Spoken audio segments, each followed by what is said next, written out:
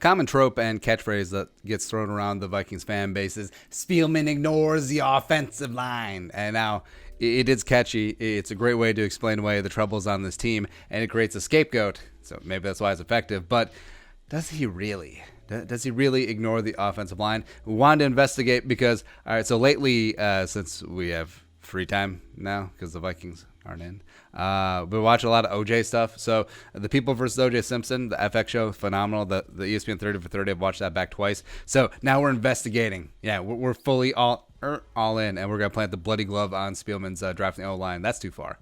Anyways, so now Spielman, he certainly hasn't thrown resources at the offensive line like, say, Dallas has, right? So all those first-rounders, Martin and Tyron Smith and Fredrickson and Travis Fredericks, and then Lyle Collins, special circumstances, but but let's break it down. So Rick Spielman, he got here in 2006, became the de facto general manager after Brad Childress was fired like 9 games into the 2010 season. Like, yeah, how do you like that? You went to an NFC championship game, and then you're fired before the next season ends, like 10 games in. That's rough, but that's Brad Childress. Brad Childress is the type of coach where he could have won the Super Bowl in 2009, been fired the next day, and not a single fan would have batted an eye. They would have been like, all right, yeah, sure. But Rick Spielman became the official general manager in 2012, and that is the watershed moment for the franchise, especially for the offensive line, because, of course, 2012, Matt Khalil, number 4 overall.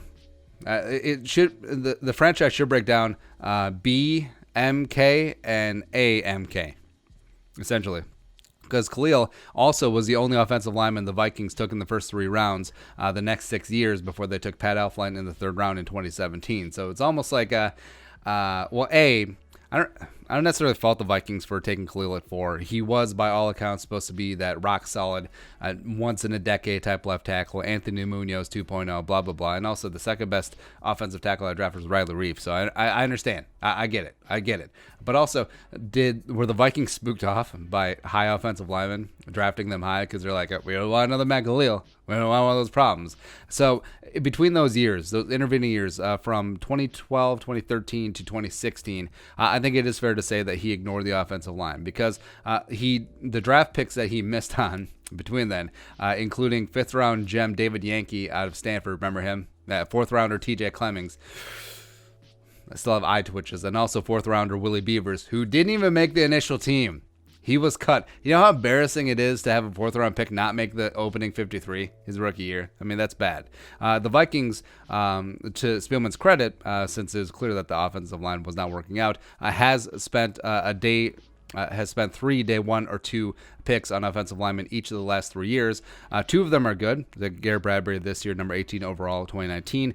Brian O'Neill, 2nd round pick last season, 62 overall, and then 1 was terrible, and Pat Elflein, 3rd round pick 2 years ago, but also, Bradbury was the highest the team had drafted a center in team history, as well as O'Neill was the highest the team had drafted an offensive tackle, besides Matt Khalil, dating all the way back to Phil Lodeholt, who won the 2nd round in the 2009 draft. So even before Khalil, I mean, the team wasn't really investing high draft picks into offensive linemen. So did Spielman ignore the offensive line? I mean, for a stretch, yes. And you were relying on Matt Khalil, just hoping that he would get his ish together, as well as TJ Clemmings, just trotting him out there, starting him. And also remember, like Andre Smith. Yeah, and then also they were relying on the corpses of John Sullivan and Phil Lodeholt, which, I mean, Sully bounced back, had a great couple of years with the Rams, respect, but he was on his last legs here when the Vikings decided to cut him loose, as well as Phil Lodeholt recovering from multiple injuries, and they had the Achilles and the shoulders and all that stuff. It was a bad plan.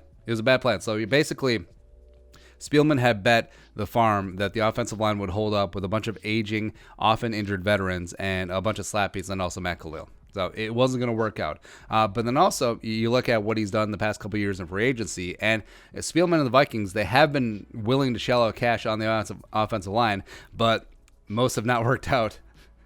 It's been a little bad, mainly because they missed their main target, and then they have to settle and overpay for option number 2 or 3. So back in 2015, Babatunde Ayabusi, just kidding, he was a number 1 priority. 3 years, $1.575 million. Now, he was hilarious back in the day. I think he's a WWE wrestler now, but Yeah. Anyways, the real free agents, 2016, Alex Boone, the infamous Alex Boone, 4 years, $26.8 million.